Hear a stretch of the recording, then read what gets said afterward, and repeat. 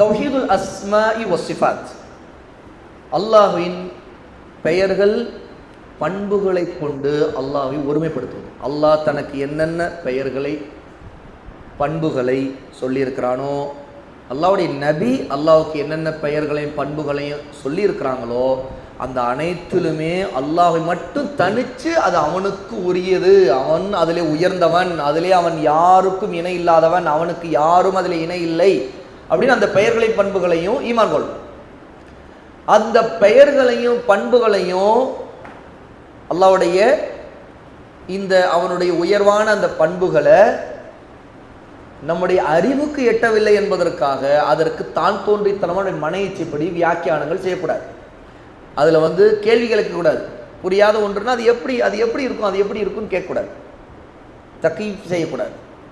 கைஃப எப்படி, இந்த கேள்வி தவறு அல்லாஹ்வுடைய பண்புகள் விஷயத்தில். அடுத்தது தம்சீல் செய்யக்கூடாது. தம்சீல் என்று சொன்னால் உவமை கற்பிக்கக்கூடாது. உவமை, உதாரணங்கள் சொல்கிறேன், மிசால் சொல்கிறேன். மிசால்னா உதாரணம். இது போல அது போல என்று இந்த போல சொல்லி அப்படி இப்படின்னு சொல்லிட்டு ஒப்பிட்டு சொல்வதற்குள்ள அதான் தம்சீல். அல்லாஹ் எப்படி இறங்குறான் அப்படின்னு விவரிக்க கூடாது. இப்படி இறங்குறான்னு சொல்லிட்டு ஓமையும் சொல்லக்கூடாது. இப்போ அல்லாஹ் இறங்குறான் பூமியின் முதல் வானத்திற்கு தஹஜ்ஜுத் நேரத்தில், எப்படி தெரியுமா அப்படின்னு சொல்லிட்டு கற்பனை செய்யக்கூடாது, அதை விவரிக்கக்கூடாது. ஏன்னு கேட்டால் அது நிச்சயமாக அந்த கற்பனையும் பாத்தில், அதை விவரிப்பதும் ஒரு பாத்தில், அது பொய். ஏன்னா அல்லாஹ்வுடைய இறங்குதல் பண்பை யாரும் நேரில் பார்க்கல, அது நம்முடைய அறிவுக்கு எட்டாத ஒன்று. ஆகவே விவரிப்பதே தப்பு. அல்லாஹ் இறங்குகிறான், நம்பிக்கை கொள்வோம், ஈமான் கொள்வோம். இல்லை இப்படி அப்படின்னு சொல்கிறான்னா அப்போ ஒருத்தன் ஏதோ ஒன்றை ஒப்பிட்டு சொல்கிறான்னு அர்த்தம். அப்போ அந்த உவமை சொல்லுவாது, அதுவும் தம்சீலும் கூடாது, தக்கீஃபும் கூடாது, தம்சீலும் கூடாது.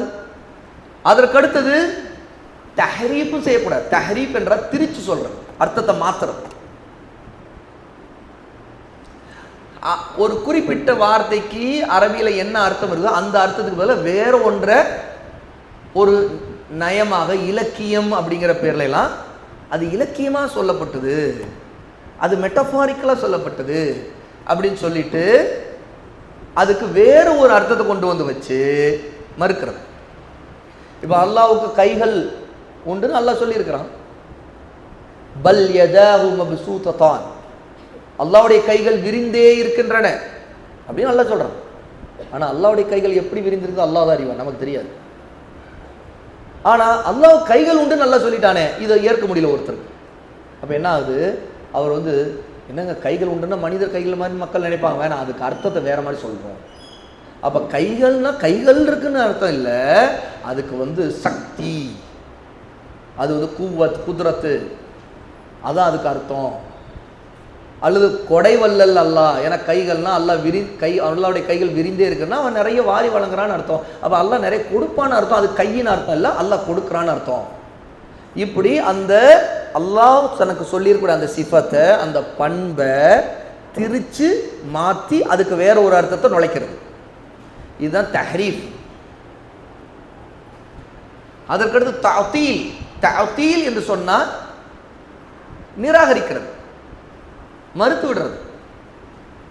அதாவது ஒன்றை இன்னொன்றாக திரிச்சு சொல்வதன் மூலமாக அந்த ஏற்கனவே உள்ள அந்த ஒன்றை மறுக்கிறார், ஒருத்தர் இல்லாமக்கிறார்ல, அதான் தஅதீல்.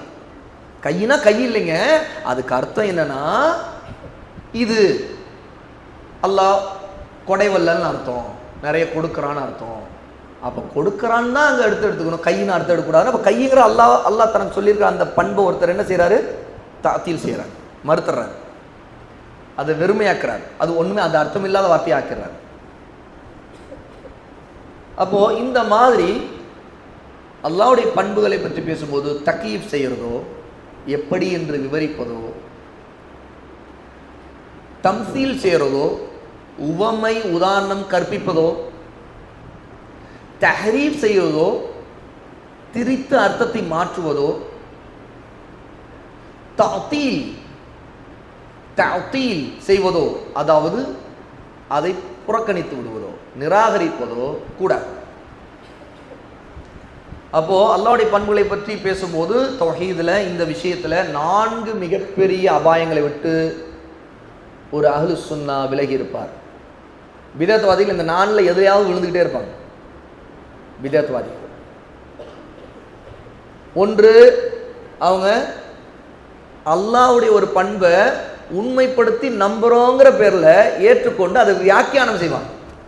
இது உண்மை, இப்படி அப்படி வியாக்கியானம் பண்ணுவாங்க. தங்கள் கற்பனைகள் நுழைச்சு பேசுவாங்க. அது உண்மைப்படுத்துவதாக அவங்க செய்யக்கூடிய தக்கீப் செய்யறது அல்லது தம்சீல் செய்யறது. அது உண்மையை ஏற்றுக்கிறதுக்கு உதாரணம் சொல்றது. இப்படி இருக்கும், அப்படி இருக்கும் அப்படி. இல்லைன்னா அல்லாஹ்வுடைய பண்புகளை எப்படி நாம அல்லாஹ்வுக்கு இப்படி பண்புகள்லாம் சொன்னால் நம்ம மனிதர்களோட ஒப்பிடுறதா ஆயிடுமே அப்படின்னு சொல்லிட்டு அந்த பண்புகளை மறுத்துறது மொத்தமாக இல்லைன்னா அதுதான் தஹரீஃப் செய்கிறது, தஅதீல் செய்கிறது. இந்த 4 பார்த்தோமே, அதில் முதல் 2 உண்மைப்படுத்துவதை போல முன் வந்து அதை சிதைக்கிறது, நம்புவதை போல முன் வந்து சிதைச்சிடுறது. அதுக்கு மாற்று விஷயங்களை முன் வச்சிடறது. இன்னொன்று, அடுத்து இன்னும் 2 இருக்குது. தஹரீஃப் செய்யறதும் தஅதீல் செய்யறதும். அல்லாஹ்வுக்கு எதையாவது ஒப்பிட்டுருவோம் அப்படின்னு சொல்லிட்டு என்ன செய்யறது, அதை இல்லாமலே மறுத்துறது. இதுதான் பிரச்சனை உள்ளவங்களுடைய ஆரம்ப கால வழிகேடர்கள், பிதத்வாதிகள், முஅத்தஸிலாக்கள், ஜஹ்மியாக்கள், அஷாயிராக்கள், மாத்துரிதியாக்கள். இவங்க இந்த மாதிரி நிறைய வழிகட்ட அஹ்லுஸ் சுன்னாவுடைய பாதையிலேருந்து தடம் புரண்ட கூட்டங்கள் எல்லாமே அவங்க இப்படித்தான் வழிகட்டாங்க. ஒன்று, தஅதீல் செய்து முஅத்திலாவாக இருப்பாங்க. முஅத்திலானா அந்த பண்புகளை மறுத்ததின் மூலமாக பண்புகளை எல்லாம் பெயர்களையும் பண்புகளையும் மறுத்துறது மொத்தமாக. ஜஹ்மியாக்கள் அந்த மாதிரி தான், மொத்தமாக அவங்க எல்லா பெயர்களையும் பண்புகளையும் மறுத்துட்டாங்க. அதனால தான் உலமா நம்முடைய சலஃப் ஆரம்பத்திலே ஜஹ்மியாக்களை காஃபிர்கள்னு சொன்னாங்க. மொத்தமாக அல்லாஹ்வுடைய பெயர்கள் பண்புகள் அத்தனை மறுத்துட்டாங்க. அவங்க எந்த அல்லாஹ்வுடைய பண்புகளையும் பெயர்களையும் ஏற்க மாட்டாங்க. அப்படிலாம் ஒன்றுமே இல்லை. அப்படி சொன்னால் படைப்புகளை ஒப்பிடுறதாயிடும் அப்படின்னா மொத்தமாக தஅதீல் செய்தாங்க ஜஹ்மியாக்கள். அவதான் உலமா வழிகட்ட கூட்டங்களை ஜஹ்மியாக்கள் அவங்க காஃபிராவே ஆயிட்டாங்க அப்படின்னா. ஏன்னா அல்லாஹ்வை மொத்தமாக மறுத்துட்டாங்க. அவன் அல்லாஹ்வுடைய எல்லா விஷயத்தையும் மறுத்தான். அல்லாஹ் தன்னை பற்றி சொல்லிக்க அத்தனை மறுத்துட்டான். அப்படின்னு தஅதீல் செய்கிறது மூலமாக மொத்தத்தை மறுக்க. இவங்க தஅதீல் செய்கிறவங்க முஅத்திலா. தஅதீல் அப்படிங்கிறது த ஐன் தா, முதல் எழுத்து த, அலிஃப் பா த, ஐன் த, தஅதீல். அப்புறம் தா தா தா வா வருது இல்லை, அந்த தா. தஅதீல் யா லாம். தஅதீல் என்று சொன்னால் வெறுமையாக்குறது, எம்டி ஆக்குறது. அதாவது ஒரு அல்லாஹ்வுடைய பெயர் இருக்கு, அது உள்ள இருக்கிற அர்த்தம் இல்லை, அதெல்லாம் அப்படி அர்த்தம் இல்லை, அது பேர் தான் அப்படி சொல்றது. அல்ல அந்த பண்பை எடுத்துக்கொள்ளக்கூடாது அப்படின்னு சொல்லிட்டு அதை வெறுமையாக்கிறது, எம்டி வாக்கிறது, அர்த்தமே இல்லாமல் வைக்கிறாங்க. இதெல்லாம் தஹரீஃப் செய்யறது மூலமா செய்வாங்க. தஹரீஃப் செய்யறதுனா என்ன, திரிக்கிறது, அர்த்தத்தை மாத்துறது. அதுக்கு இந்த அர்த்தம், அதுக்கு இந்த அர்த்தம், அது நேச்சரா அதுக்கு அந்த மொழியில என்ன அர்த்தம் அந்த அர்த்தத்தை சொல்ல விட மாட்டாங்க, ஏத்துக்க மாட்டாங்க. அது சொன்னா அது அல்லாஹ் ஒப்பிடுறதாயிரும் அப்படிம்பாங்க. இவங்க முஅத்திலா. இன்னொன்னு முஜஸ்ஸிமா. இவங்க யாரு கேட்டா தம்சீல் செய்யறோம், ஒப்பிடுறவங்க.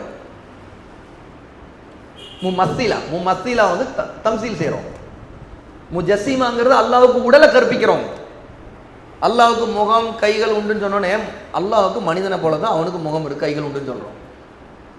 இவங்க தான் முஜஸ்ஸிமா. அல்லாஹ்வுக்கு ஜிஸ்மு உண்டுன்னு சொல்றோம். ஜிஸ்மு என்றால் உடம்புன்னு அர்த்தம். அரபில ஜிஸ்முன்னு சொன்னா உடம்பு. அல்லாஹ்வுக்கு உடம்பு கற்பிக்கிறோம். அல்லாஹ்வுக்குன்னு சூரத்து உண்டு, அல்லாஹ் அறிந்தவாங்க அதனுடைய உயர்வு, அதனுடைய பண்புகளை. அல்லாஹ்வுக்கு முகங்கிறது அந்த சூரத்தில் உள்ள அல்லாஹ்வுடைய தன்மையில் உள்ளது, அந்த சிஃபத்து. அதை நம்ம ஈமான் கொள்றோம். ஆனால் அது நம்ம அல்லாஹ்வுக்கு ஒரு ஜிஸ்மு இருக்குது, உடம்பு, இந்த மாதிரி வார்த்தைகள், பிதத்தான வார்த்தைகளை கொண்டு வர மாட்டோம்.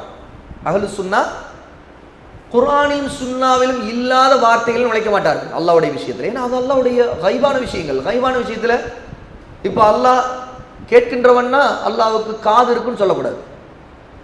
ஏன்னா அல்லாஹ் கண்களை சொல்லியிருக்கான், ஆனால் காது தனக்கு உண்டுன்னு அல்லாஹ் சொல்லலை. எங்கேயுமே அல்லாஹ்வுக்கு காதுகளை பற்றி எந்த சிஃபத்தை அல்லாஹ் சொல்லலை. அப்படி காதுன்னு சொல்லக்கூடாது. ஏன்னா அல்லாஹ் சொல்லாத ஒன்று நீ சொல்ற சொல்லக்கூடாது. அப்போ இந்த மாதிரி என்னென்ன பண்புகள் அல்லாஹ்வுல குர்ஆன்லயும் சுன்னாவிலையும் வந்திருக்குதோ அதை அப்படியே உள்ளதுபடி ஈமான் கொள்ளணும். அதை எதற்கு ஒப்பிடக்கூடாது. அப்போ தம்சீல் செய்கிறவங்கள தான் முமஸ்ஸிலா. தம்சீல் அப்படிங்கிறது தம்சீல் இல்லை, தம்சீல் அலிஃப் பா தா சா, அந்த சா தம்சீல். இந்த தம்சீல் செய்கிறது ஒப்பிடுதல், மிசால் சொல்றது. இவங்கள தான் முமஸ்ஸிலா. முமஸ்ஸிலான ஒப்பிடுகிறவர்கள் அப்படின்னு அர்த்தம். ஒன்று ஒப்பிடுவதின் மூலமாக வழிகேடுவது, அல்லது மொத்தமும் மறுப்பதின் மூலமாக வழிகேடுவது. இந்த ரெண்டு வழிகேடுகளையும் விட்டும் விலகி இருக்கணும்னா ஒருத்தர் தக்கீப் செய்யக்கூடாது, என்னது தம்சீல் செய்யக்கூடாது, தஹ்ரீப் செய்யக்கூடாது, தஅதீல் செய்யக்கூடாது. இதுக்கான சரியான அஹ்லுஸ் சுன்னாவுடைய பாதை என்ன? அதற்கு என்ன ஆதாரம்? அதற்கான ஆதாரம் தான் லைஸ கமிஸ்லிஹி ஷை வ ஹுவ ஸமீஉல் பஸீர். அல்லாஹ் தஆலா 42வது சூராவுடைய 11வது ஆயத்தில் சொல்லக்கூடிய இந்த ஆயத்தில் உள்ள காயிதா விதி, இந்த விதி தான் மொத்த அஹ்லுஸ் சுன்னாவுடைய தௌஹீதுல் அஸ்மா வ சிஃபாத்துக்கான விதி, அடிப்படை விதி. இந்த ஆயத்து இல்லாமல் நம்ம அல்லாஹ்வுடைய பெயர்கள் பண்புகளை பற்றி எதையுமே பேச முடியாது. இதுதான் எல்லா வழிகேடுகளை விட்டு பாதுகாக்கிற நடுநிலையான பேலன்ஸ்டு பொசிஷனை சொல்லிக் கொடுக்கக்கூடிய காயிதா.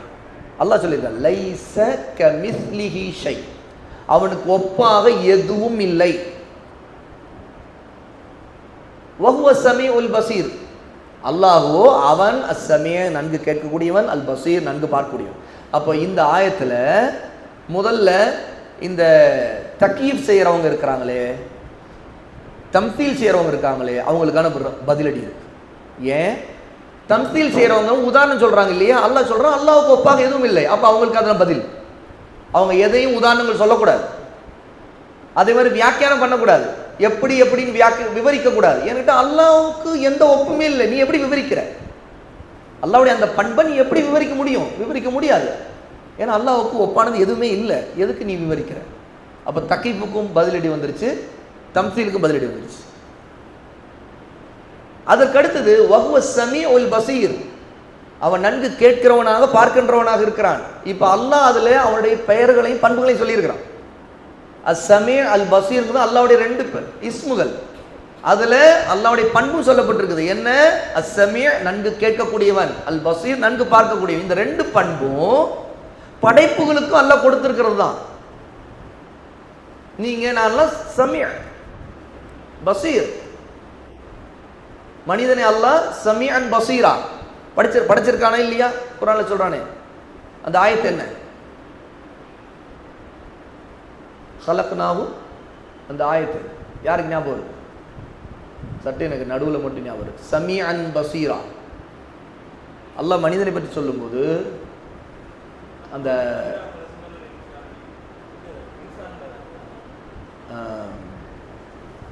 சட்டை எனக்கு நினைவில் வரமாட்டேங்குது. அந்த ஆயத்தை அப்படி முட்டிக்கு நிற்குது.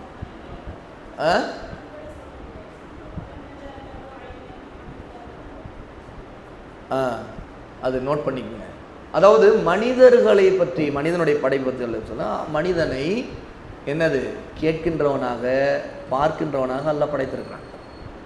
அல்லாஹ் தஆலா அவருடைய இது அவனுடைய பண்பு இல்லை, மனிதனுக்கு கொடுத்திருக்கிற பண்பு, அல்லாஹ் படைச்சிருக்கிற ஒரு பண்பு. ஆனால் அல்லாஹ்வுடைய பண்புங்கிறது லைஸ கமிஸ்லிஹி ஷை, அவன் கேட்கிறவன் பார்க்கிறவன், ஆனால் அதுக்கு ஒப்பானது எதுவும் இல்லை. அவனை போல யாரும் கேட்க முடியாது, அவனை போல யாரும் பார்க்க முடியாது. அப்போ தஹ்ரீஃப் செய்கிறவங்க ஏதாவது ஒரு பண்புனா அல்லாஹ்வுக்கு முகம் உண்டுனா இது முகம் சொன்னால் மனிதர் ஒப்பிடப்படாயிரும், ஆக முகம்னு சொல்லக்கூடாதுன்னு அர்த்தம் மாத்துறாங்கல்ல. அதுக்கான பதிலடினா அல்லாஹ் தனக்கு பண்பை சொல்லியிருக்கிறவன் அதே லைஸக்கு மிஸ்லிஹி ஷைன்னு சொல்லியிருக்கான். அப்படி இருக்கும்போது அந்த பண்புல அவனுக்கு யாரும் ஒப்பில்லை. அப்போ முகம் உண்டு, ஆனால் எந்த முகமும் அவனுக்கு ஒப்பானது இல்லை. அவனுக்கு கண்கள் உண்டு, எந்த கண்களும் அவனுடைய கண்கள் ஒப்பானது இல்லை. அதான் அதற்கான பதில். அப்போ அதே அல்லாஹ் இதை சொல்லும் போது தான் சேர்த்து சொல்றான் வஹுவ ஸமீஉல் பஸீர். அப்போ அவன் கேட்கக்கூடியவன் பார்க்கக்கூடியவன்கிறது உறுதிப்படுத்தணும்ல.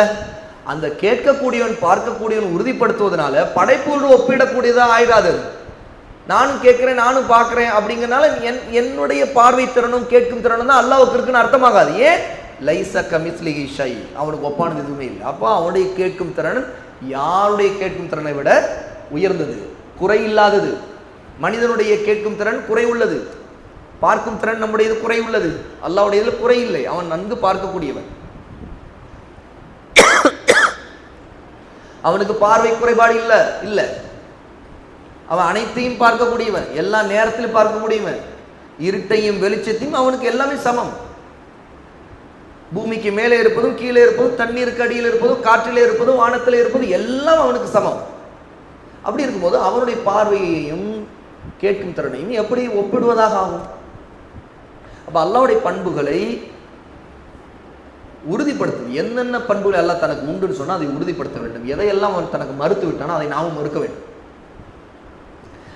அப்போ அல்லாஹ் தஆலா ஆகவேதான் அவருடைய பெயர்கள் பண்புகளை நமக்கு அறிவிச்சிருக்கான். அதன் மூலமாக அல்லாஹ்வை நம்ம தெரிஞ்சுக்கணும். அல்லாஹ்னா யாருன்னு தெரிஞ்சுக்கணும்.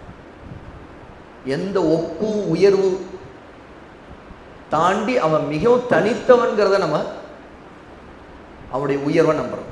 ஏன்னா அல்லாஹ் சொல்றான் வலில்லாஹில் அஸ்மாஉல் ஹுஸ்னா ஃபதுஊஹு பிஹா வதருல் லதீன யுல்ஹிதூன ஃபீ அஸ்மாஇஹி சயுஜ்ஸௌன மா கானூ யஅமலூன். அல்லாஹ்வுக்கு மிக அழகான பெயர்கள் உண்டு, அவற்றை கொண்டே நீங்கள் அவனை அழைத்து பிரார்த்தனை செய்யுங்கள். அவருடைய பெயர்களில் தவறிழைக்கக்கூடியவர்களை விட்டுவிடுங்கள், அவர்கள் தங்கள் செயலுக்குரிய கூலியை விரைவில் அடைந்து கொள்வார்கள் அப்படின்னு அல்லாஹ் சொல்றார். சூரா அல் ஆராஃப் 7வது சூராவுடைய 180வது ஆயா. ஷேக் அவர்கள் சொல்றாங்க, குர்ஆனிலும் சுன்னாவிலும் அல்லாஹ்வுக்கு கூறப்பட்டுள்ள பெயர்களையும் பண்புகளையும் அவனுடைய தகுதிக்கு ஏற்ற முறையில் உண்மைப்படுத்துகிறோம். அவருடைய உயர்வுக்கும் தகுதிக்கும் ஏற்றவாறு நாம் உண்மைப்படுத்த வேண்டும், அதை மறுக்கக்கூடாது. ஏனென்றால் அல்லாஹ் தஆலா சொல்றான், அர் ரஹ்மானு அலல் அர்ஷி இஸ்தவா. அர் ரஹ்மான் மிக கருணையாளனாகிய அல்லாஹ் அர்ஷுக்கு மேல் உயர்ந்து விட்டான். அப்ப அந்த அல்லாஹ் எப்படி உயர்ந்து விட்டான் எப்படி தெரியும்? நமக்கு தெரியாது. அவருடைய இஸ்தவா, அவன் உயர்ந்திருக்கும் நிலையின் யதார்த்தம் நமக்கு தெரியாது, நம்முடைய அறிவு கேட்டால். ஏன்னா உயர்ந்து விடுதல் அப்படிங்கிறது நாம் அறிந்த உயர்ந்து விடுதல்ங்கிறது படைப்புகள் எப்படி உயர்ந்து விடும்? ஒரு பறவை கீழே இருந்து பறக்குது, அப்போ மேலே அது உயரும் போது அது எப்படி உயருதுன்னு அது ஒரு கோணத்தை பார்க்கணும். பறவை உயர்வது ஒரு மாதிரி, அதே ஒரு இலை அது கீழே விழுந்து கொண்டிருந்த இலை காற்றடித்து மேலே உயருதுன்னு கேட்டால் அந்த நிலை வேற, அது வேற மாதிரி உயருது.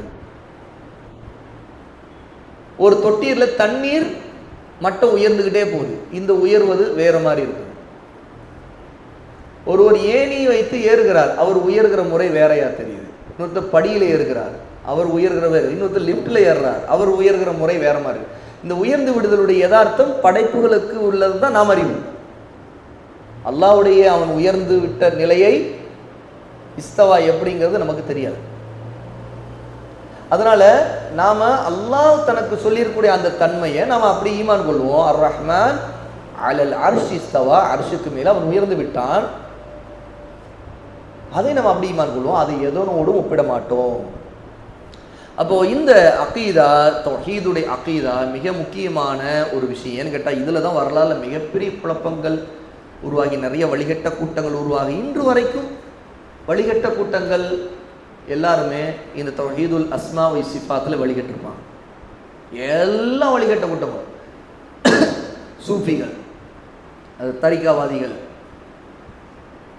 கபரு வணங்கிகள், ராஃபிதா ஷியாக்கள், காதியானிகள்,